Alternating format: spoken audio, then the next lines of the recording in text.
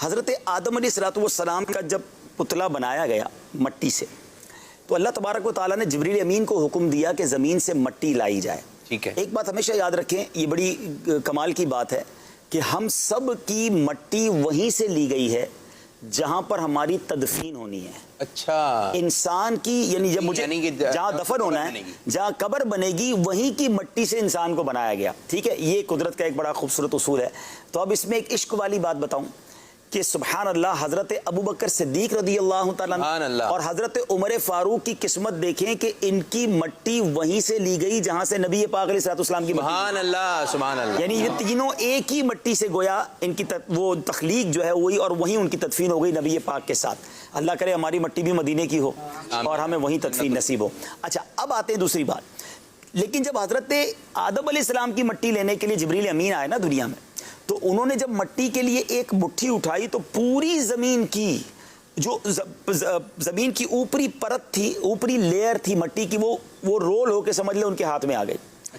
अच्छा, और उसकी वजह क्या बनी? उसकी वजह देखें कि उसमें फीकी मट्टी भी थी, मीठी भी थी, लाल भी थी, काली भी थी, वाइट भी थी, अलग अलग मिजाज और अलग अलग रंग की मट्टियाँ थी, और उस मट्टी से हज़रत आदम अलैहिस्सलाम को बनाया गया।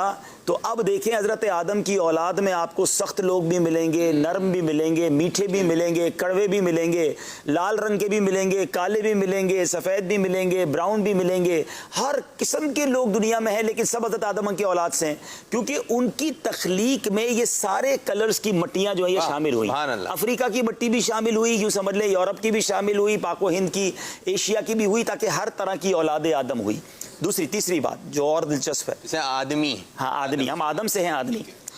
हाँ, अच्छा, तीसरी बात वो ये है कि हजरत आदम अलैहिस्सलाम का जब पुतला बना लिया गया और उसमें रूह डाली गई, तो सबसे पहले रूह पहुंची नाक पर। अच्छा, सर की जानिब से रूह दाखिल हुई, तो नाक पर जब पहुंची तो आपको आई छींक, और जैसे ही जबान पर रूह आई, यानी नाक के बाद जबान बोलने के काबिल हुई, तो पहला लफ्ज जो आपकी जबान से निकला वो अल्हम्दुलिल्लाह निकला। सुभान अल्लाह। छींकने के बाद जो हम अल्हम्दुलिल्लाह कहते हैं, हजरत आदम का पहला अमल इस दुनिया में छींक था, और आपने पहला जुमला जो कहा वो कहा अल्हम्दुलिल्लाह। और कमाल देखे, जब कोई अल्हम्दुलिल्लाह कहता है तो हम क्या कहते हैं जवाब में?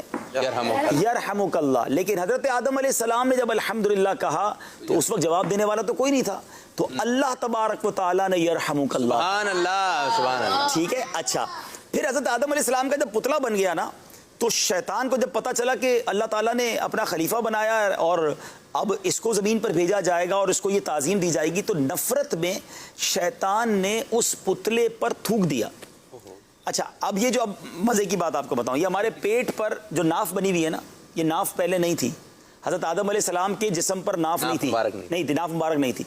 शैतान ने जिस जगह थूका, उस जगह पर जिब्रील अमीन ने उस मिट्टी को निकाल दिया। उस हिस्से को निकाला तो ये बेली बटन जिसको अंग्रेजी में कहते हैं, जो हमारा नाफ के जगह जो छोटा सा सुराख है, ये बन गया। अच्छा, अब उस मट्टी से क्या बना? तफसीर रूहुल बयान में ये है कि उस मट्टी से कुत्ता बनाया गया। अच्छा, उस जो छोटा सा पीस ऑफ द सैंड था, उससे बनाया गया कुत्ता। मिट्टी से बना। अब जरा सुने तो सही, अब कुत्ते में 3 आदतें हैं। वो इंसान का दोस्त भी बन जाता है, ये बात भी, इंसान को काटता भी है, ये भी है, और सारी रात जागता भी है। ठीक है, उलमा ने इसकी तीनों की वजह बताई। ये काटता इसलिए है कि शैतान के थूक इसमें शामिल है। अच्छा। ये इंसान का दोस्त इसलिए जल्दी बन जाता है, करीब इसलिए आ जाता है कि इसमें हज़रत आदम वाली मिट्टी भी है, और ये सारी रात जागता है इसलिए कि जिब्रील अमीन के हाथ लगे हैं। सुभान अल्लाह। तो ये वो बातें हैं जो यूँ समझिए वाक़या तो अंबिया का ही है, लेकिन शायद ये बातें न्यू होंगी हमारे नाज़रीन के लिए, इंटरेस्टिंग भी हैं, और ये मालूमात किताबों में पढ़ें तो मिलती हैं। तो अल्लाह पाक हम